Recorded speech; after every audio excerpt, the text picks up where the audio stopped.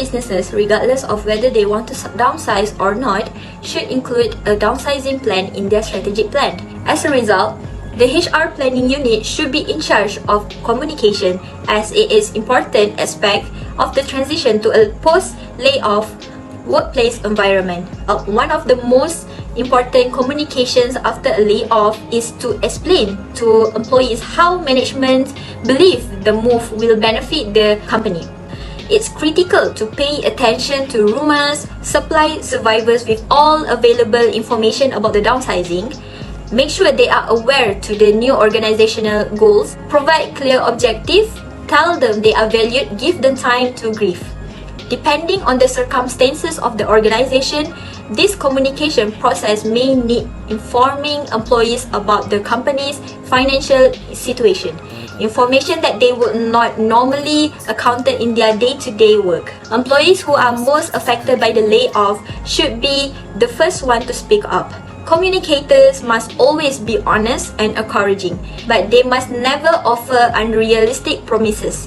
The communication should be two-way, with higher management realizing that listening is more effective than talking. Next, rehiring laid-off staff may be beneficial for a variety of reasons, including reducing severance costs and unemployment benefits. To avoid losing them, reassure them of their importance and place in the organization. HR professionals must be expert in implementing reduction in force to ensure that those affected are handled with respect and given the support that they need to make the move smoothly. Other things that should the HR planning unit do while a retrenchment strategies for human resources is being implemented is treat employees with respect. Managers should treat every individual with respect and protect each person's dignity. Even if the RIF affect many people, managers should treat each person as if he or she is the only person being affected. Each employee deserves a private meeting with a manager, a chance to ask questions, and be informed of any transition support, verbally and in writing. Deliver the news with kindness and compassion, remembering that the layoff has a compounding effect on their family and future. Next is offer as much as support as possible. Providing people with transition support help boost morale and can change the energy around the decision. Some example of transition support include of redeployment, like is there another area of the company or another location that can absorb some of those affected, or can training be offered to fill a need in another area? Other than that is reach out the other employees, which contact other employees to make them aware of the staff affected. Do they have open positions some of the employees could fill or not? There are a few of downsizing strategies that can be implemented by ASIA. The first one is hiring freeze. Since COVID-19 have a significant effect on ASIA operation, in order to stay afloat in the business world without suffering more losses, ASIA can institute a hiring freeze and decided to stop taking all non-essential positions. During a hiring freeze, critical area like research and developmental, administrative support, training and recruiting may need to be put on hold for the time being while no new recruits are made. This is due to their desire to save expenses while also preventing the COVID-19 outbreak from spreading to a large number of individuals. The second one is salary reduction. Salary reduction has become standard practice for business who is facing financial difficulty.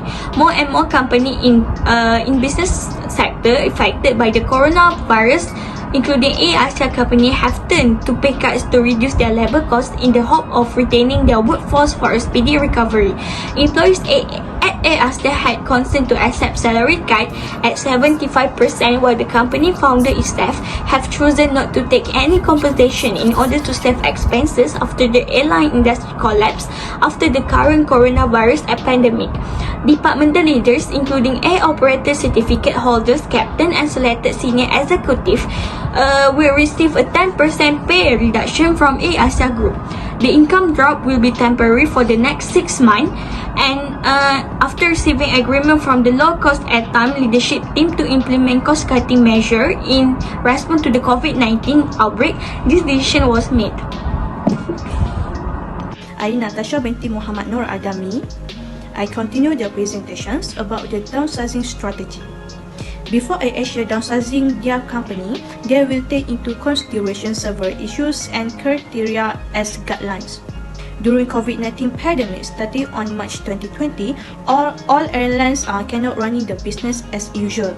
All borders are closed between Malaysia and other countries. This issue will affect the revenue of AirAsia.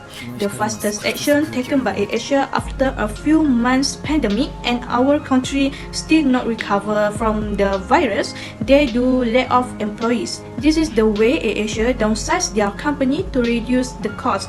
Besides lay off employees, AirAsia also training their staff to downsizing the company. Tony Fernandez highlighted that 500 AirAsia staff will be reskilled and given different job scope to continue working at AirAsia. The 500 AirAsia staff will relocate to other job scope and currently were undergoing training.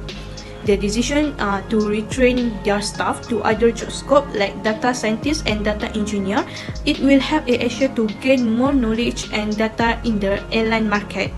Besides that, AirAsia also needs to focus on investor relations and corporate finance. AirAsia record losses in 2020 at 2.7 billion compared profit in the year 2019.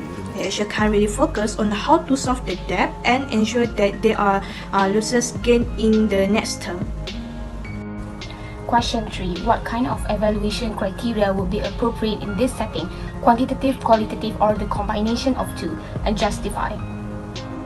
The most suitable method based on the research for AirAsia Group in general or specifically for Redbird Academy are the combination of quantitative and qualitative methods to actually evaluate the performance. This can be seen when AirAsia Group did not terminate or do the major downsizing for their company. Hence, they actually allow their employee to learn and increase their knowledge and skill in other industry to get the variety in job scope to keep on surviving. Therefore, this can help their employee and candidates to actually reskill and upskill their knowledge and ability to perform tasks and have better future. So, being extra one step ahead is a very better solution to have a successful and predictable life. Hence, every employee's reward benefits actually depends on performance that they achieve. This makes it fairer for everyone who actually work harder, and the other side of it, it is not easy to adapt and change industry, especially at the older age.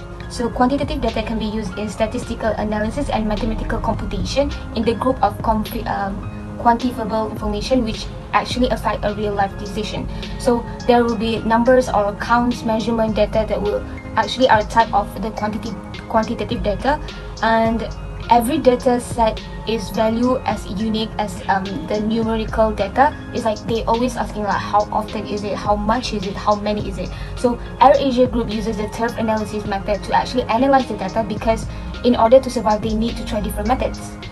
So this analysis can actually help AirAsia Group and the employee to actually reach their target market goals by using particular sources and how they can help the organization better in keeping the company survive and improvise and increase employee knowledge and skill. Therefore, AirAsia in general or specifically in Redbird Academy, they put and use the standardized scales to actually measure the quantitative data in order.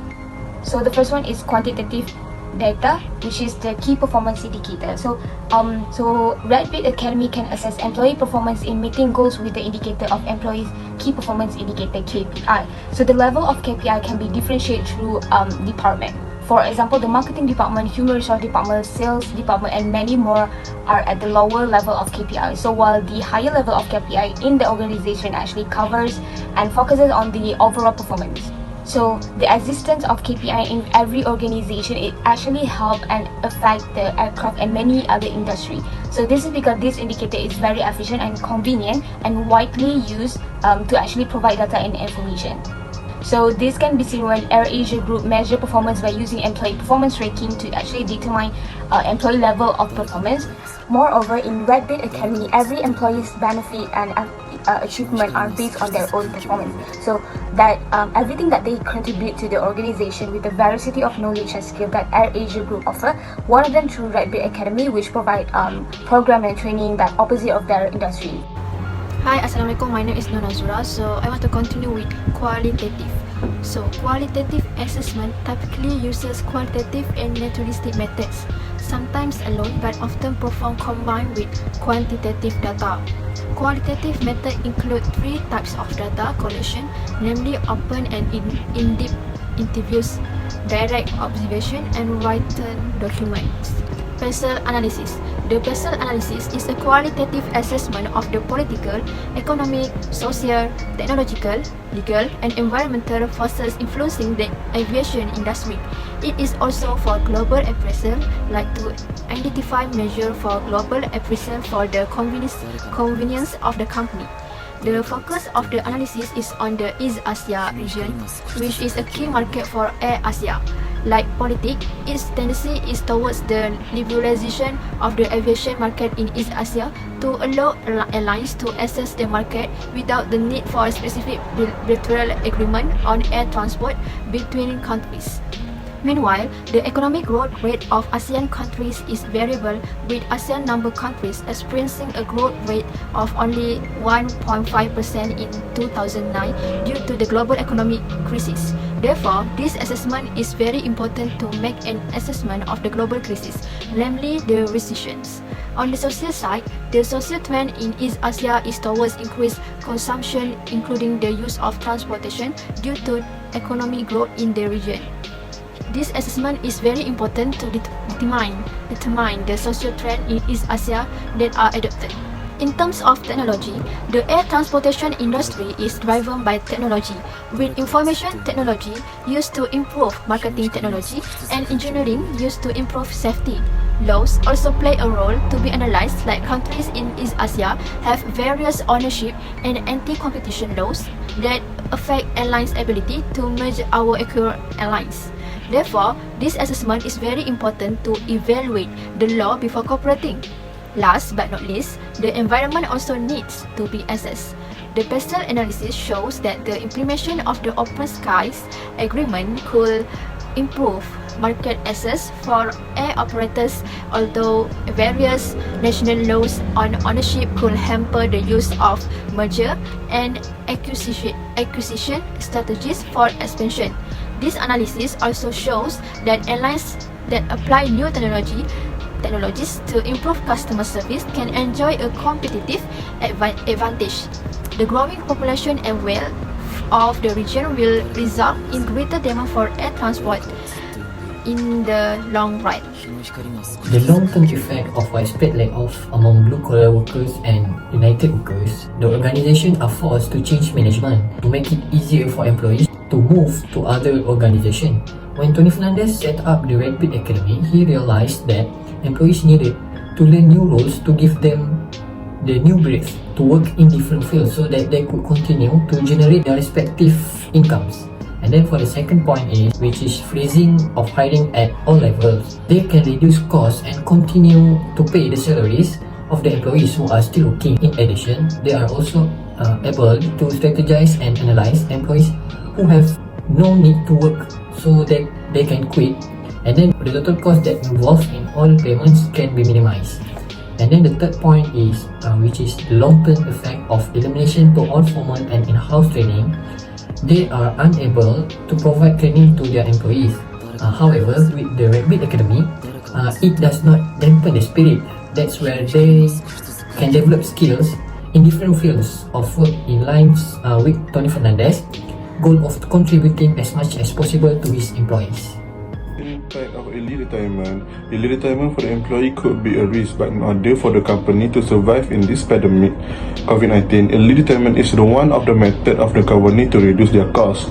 Also, the company surely can recover the profit because the amount of the salary they need to pay the employee will be decreased. But ASEA will lose their manpower for the company. For the long-term impact of an employee assistance program, ASEA have to build Red Beat Academy for the purpose to recover the cost.